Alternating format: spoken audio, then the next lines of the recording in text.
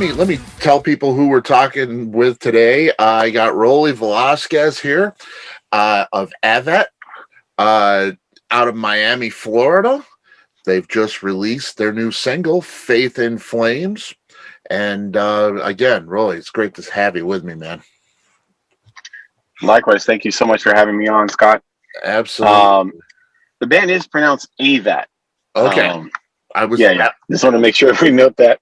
Yep, that was my first question, actually. AVAT, how'd you get the band name? Tell me about the band name. So, the band has been kind of like a passion project between a group of friends for quite a while. And at the very early stages, we had a couple members that were part of the band, part of the project, and they thought that the name would stick. It was previously called a victim a target, and that AVAT became the acronym for. We chose to move away from that name just because we felt that, as we started to get a little more serious into the endeavor, that we wanted to really have something that was unique and something that portrayed us. But the original name comes from the Misery Signal song, A Victim, a Target. Okay. All right. Yeah. Now it makes perfect sense. Totally. How long have you guys been together? It's like since a victim, a target. Oh, that's been a quite longer, but we would officially say that we've been a group since 2015, 2016. Okay. That's when we really solidified the members, and we considered that this was more than just a passion project. We wanted to do this seriously, wholeheartedly, and just take it day by day and try and build a career out of it. Awesome. Awesome. Now I noticed the band photo has a three-piece. There's three people in the band photo that I've gotten on that press release. I see four names listed. What's the explanation for that? Is there four people in AVAT or three? There are actually five of us. Oh, okay. We had the core, which is John, myself, and Dimitri. And John plays bass for us, and Dimitri on guitar. We also have Ram Bernal on drums, and then we have Kevin, who is also picking up the guitar for us and help support Dimitri in that. Okay. Yeah. Now the reason for the three in the photo, is it significant at all, or they just didn't make the shooter? We didn't have them in the band at the time, and we were trying to find who was going to be the long term solution. So we've been playing with them for quite a while, and we made the decision, that we would like them part of the band. We have new photos, but the ones that you've seen, I'm sure, are probably the last session. Okay, yeah, it's a great photo. I love the photo. I'm a photographer myself, so I really I admire when there's a nice band photo, and that's a great one. Yeah, I can't wait to see the new ones for sure. Did all five record on Faith in Flames? Yes, I think the exception to that would be Kevin. He's much newer, but Roms did. So that's the drums that you're hearing on that track, and the guitars were done by Dimitri and John as well. Okay. Okay. Yeah. And I want to go over that track for people that haven't heard it. I highly recommend listening to the track. Faith in Flames is tremendous. It Thank you. jumps out. I mean, that beginning, the drums are absolutely insane on that track. Uh, and it jumps right out at you from the very beginning. The time signatures are all over the place, it seems, but it's organized chaos, and that's very difficult to do. And you guys do it so well on that track. The bridge, the breakdown at that 2 minute mark is again tremendous. The vocal harmonies.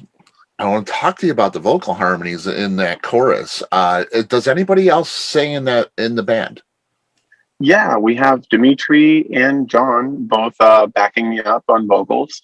Okay. So they'll do some of the chants and background vocals as needed, and Uh, I want to make sure that we kind of emphasize on them a bit because they have good voices, and I think they provide a lot of support when we do hit those melodies and harmonies. Yeah. Um, but they've been working at it for quite a while. I mean, they were never originally singers, but I've been working with them for quite a bit, and we've been able to pull that off really well. Oh, really well. And I thought, okay, that's probably you layering.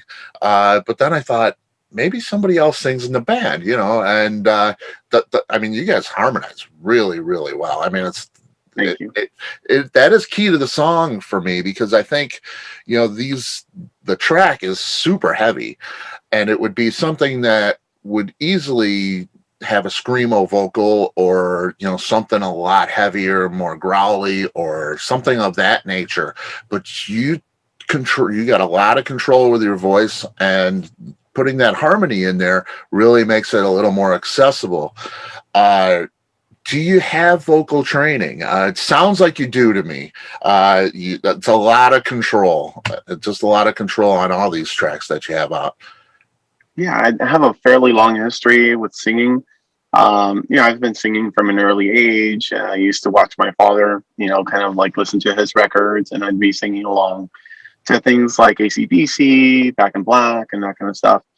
And um, when I got into school and I first had the opportunity to join a choir, that was eighth grade. So I've been doing it since then and doing some kind of music. I was in band before that, and then I got into drama in high school, choir as well, and really, I guess like the power behind my voice comes from that drama theater troupe, um, and it really taught me to project. I mean, my professors there were amazing to work with, and they really helped you find your identity in your vocals, and not to be afraid of like, oh, whether or not you're going to lose your voice. I mean, these gentlemen have tons of years of training on Broadway, and they knew all the proper techniques. So I was very privileged to be part of that, and then I got into starting to form my own bands right out of high school, and I took a break for a little bit as I got into college, and then I started to go full force on that. Just a few months into college, I was just really itching for the opportunity, and I was digging online for a couple people. And back in the and early on, when I was first starting college, it was just there wasn't that much of a community online for you to be able to find people to kind of jam with, and the local um, scene was a little bit down and out because we had a lot of bigger players like Boys in the Well. They had already made it nationally and they started to do their tour. We had Nonpoint already before that, and even Marilyn Manson. We're already superstars at that point. So um, the local scene was really lacking, but I got to really practice my vocals in kind of formulating these early screamo bands. Um, of which I was more of like a grunge kid. So like I did more grunge and nu metal. And then when I started our first year screamo, like with the first album from like My Chemical Romance and The Used, I was really intrigued. And Alexis on Fire. I mean, these are really heavy hitters in that early phase of screamo, and Texas in July and all that kind of stuff. And I loved it. It was phenomenal to hear that and then try and replicate or create my own spin on things. Awesome. Yeah, and you do for sure. Like I say, I mean, the music could fit that kind of screamo thing, and but you have so much control, and I mean, it shows that you've been through theater and some training for sure. Um, Tell me about the writing process for you guys. Who writes in the band, and how do you get it to form as a song?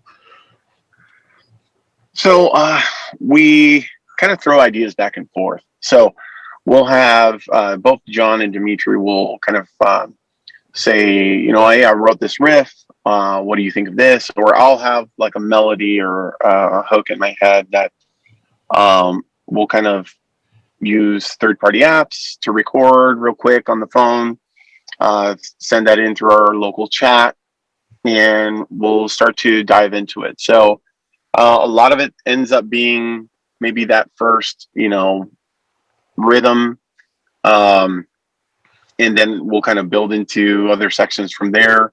I'll try and take it as far as I can. Like, I'll mostly think about the melody first. So whatever lyrically comes to mind is more like a placeholder for me. Um, I don't really refine the lyrics until it comes time for recording. So whatever you hear first would probably come out. I'll use a lot of metaphors. It'll come out subconsciously, maybe about either a story arc that I had intended, or maybe something that I saw or read about, and we'll kind of build on that. So whatever I get to, sometimes I'll even write out a chorus, which was the case with this song, and then I'll throw it back to the guys and say, hey, now we just need some duplication. I'll get it in some of our editing softwares, and we'll just kind of like cut and paste as we see fit, and then we'll start to fill in all the flourishes and really dive into the logistics of the parts, right? Make sure that number one, that they're enjoyable to listen to, and then number two, to make sure that they're playable. And we also tend to throw a level of I want to say it's a professional courtesy, because like when, especially other musicians, we also keep that in mind, that we want to make it a little more challenging. So we do kind of throw that spin on it. And how can we make this part a little more challenging? We don't want to necessarily say that it was too dumbed down, right? So we always want to throw that flair and dramatic point in there. Yeah, I love that too. I mean, I could see that for sure.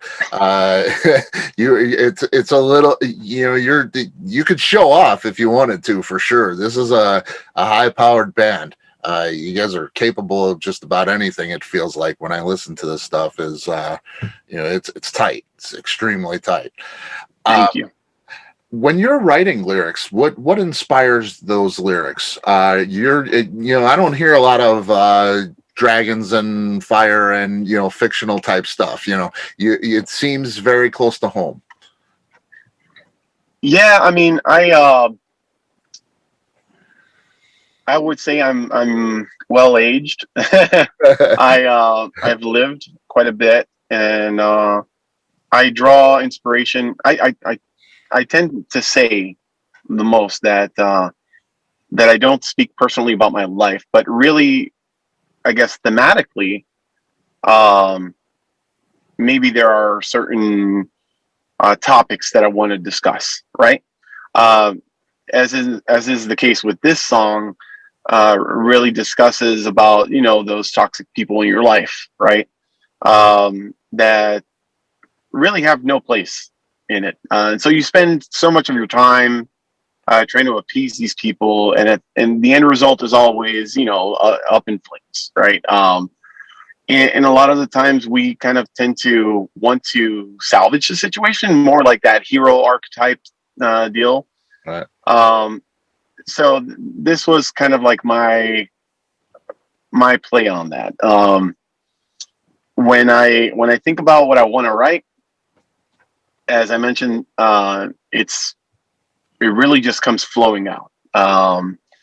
So a lot of that will be subconsciously, and then I'll try and tie the song and anchor it down into what I had envisioned it, and what would be the right words to give it the right message, the right feel for the song, to have the right energy, and to give the right attitude as well. I think this song was a good one. Dead or Alive is another one that we wrote that also encompasses that. And even some of the newer material that we're writing now really takes advantage of fine tuning the vocals, right, and in the lyrics behind them. Excellent. you plan to release more music, obviously. That's kind of what you guys do. But how are we going to get it? Are we going to get a full album, an EP, maybe more singles? Do you have a You know, plan? I get that question a lot. We're And anxious. We want more, more. definitely we would love to do an album. One is currently not in the works, although we have um, prepared to work on that. So just between the band members, we're already thinking about that and what we want to say for that album, because we feel that, you know, that first footprint that you leave is always going to be, um, I guess, the most sought after, the most viewed. Mhm. So when we leave our mark, we want to make sure that we can do something with it. You know, we don't want to just throw something out there just to say that we did.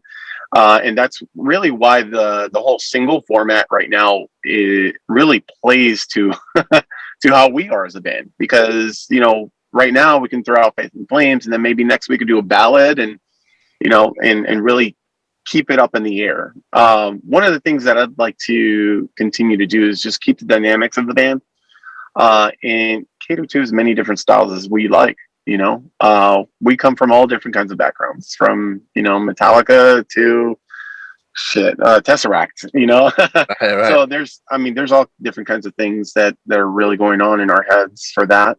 And then we want to see how much we can fit into what is AVAT. You know, Yeah. um, and who knows? You know, maybe that album will, you know, come out next year. I don't know. I don't want to give it a definite date, but it'll be sooner than later. I think most fans will be appeased by that. And when it does come out, I hope that they'll be happy with it. Yeah. Yeah, I'm sure. Now I heard you guys, a lot of you guys are gamers. Yeah. Yeah, and you know, that's I don't know how you find the time, man. I love gaming too, but it's such a time dump, man. I was like, Oh man, I feel you. oh man, how do I get fit all this in? But have you ever collaborated with a game developer, maybe like a game score? Have you ever thought about doing that? Oh yeah. I mean, I'd love to do that. We have worked on quite a bit of like instrumental and environmental type works, that we just kind of have saved for a rainy day, and maybe that will be part of the album. Um, but as far as working with a game developer, I'd love to. Just hands down. I mean, some of the greater music composers, like the composers for World of Warcraft and for Call of Duty. I mean, just there's so much. It's I, I want to say the grandiose nature of what it means to write that kind of music, Hmm. would be a privilege to. Um, and close friends with the guys in Earthside, the New England metal band, Hmm. and they do that very well. But I would say that if I had the opportunity, I'd probably do it. I mean, anything in the world of fantasy is right up my alley. Um, so I mean, I was big into playing World of Warcraft. I was big into playing Witcher series and all that kind of stuff. So I mean, anything with that opportunity. I mean, even the old Doom stuff like Right. that. That was amazing. So like, if I were to be able to write a new Doom track, that would be sick. Yeah. Oh man. And you know, I think Trent Reznor did that back in the day. Something like I think it was Doom. I'm not sure, but yeah.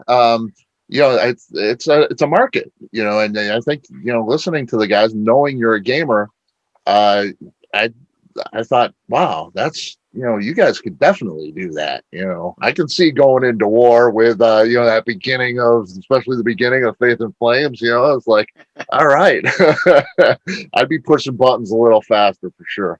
Uh,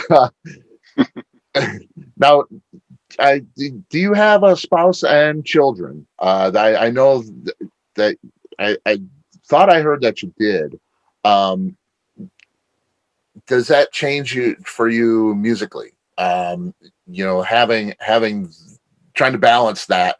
Does it make what you do musically any different? Yeah, absolutely.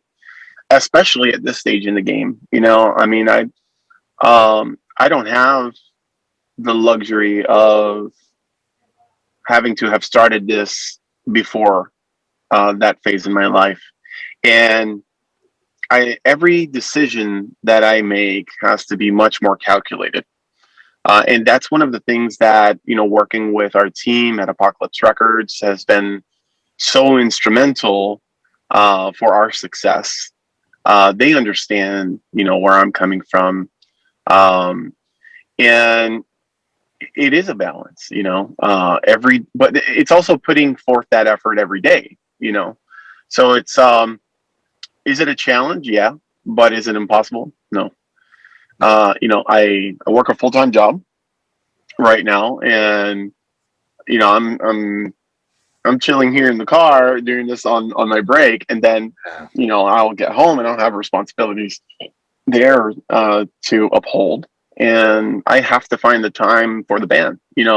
So I will set aside 1 or 2 hours, even if they're in 15-minute increments, just to do one thing or the other, write, social media, post, and even touch base with anybody that I need to speak with on a daily basis. So I just, it's a lot of following up, and we're very well communicated in the band as well. So everybody is on the same page, and we know exactly what we want to do in the next phase, and what the next plan is. So we're very, very detail oriented and focused on that.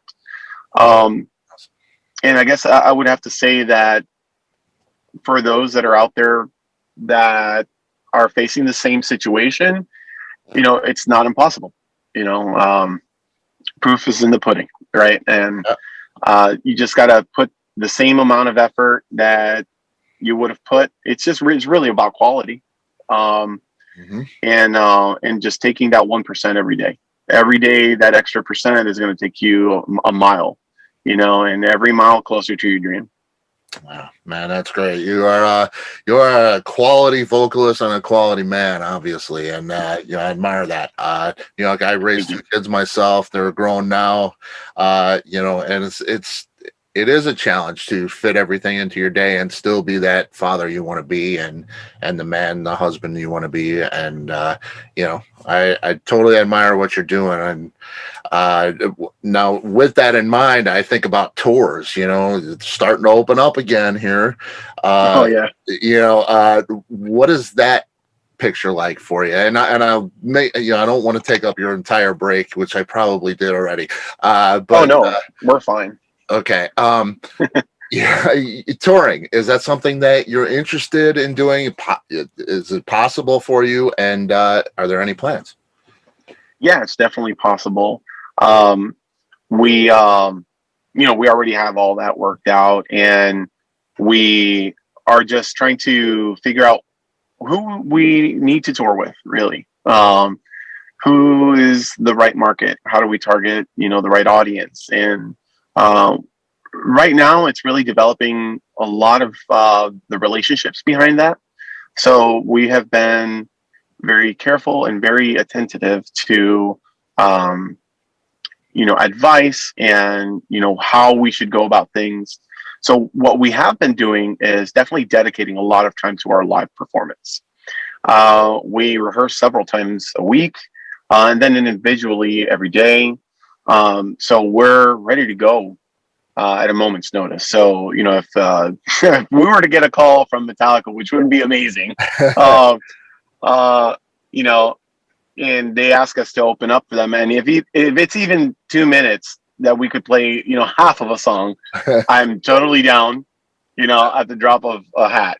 So we have an entire live show ready to go, lighting and all. Our producer has been instrumental in that. Our team at Apocalypse Records have been instrumental in that, and we have a couple things up our sleeves in the coming months. So those who are interested in seeing what a live show would be, we'll have something. I believe it's going to be later in spring. Um, I don't have a definitive date for that, but yeah, just stay tuned on our social media, AVAT Music, um, and that's pretty much the same social media handle anywhere. But yeah, we're going to show them what our live performance kind of look like, and then we're going to make the decision on who we want to tour with. So um, there's just talks in the works. As far as like what tour package we're going to be on, I can't really say because there's too many to consider right now.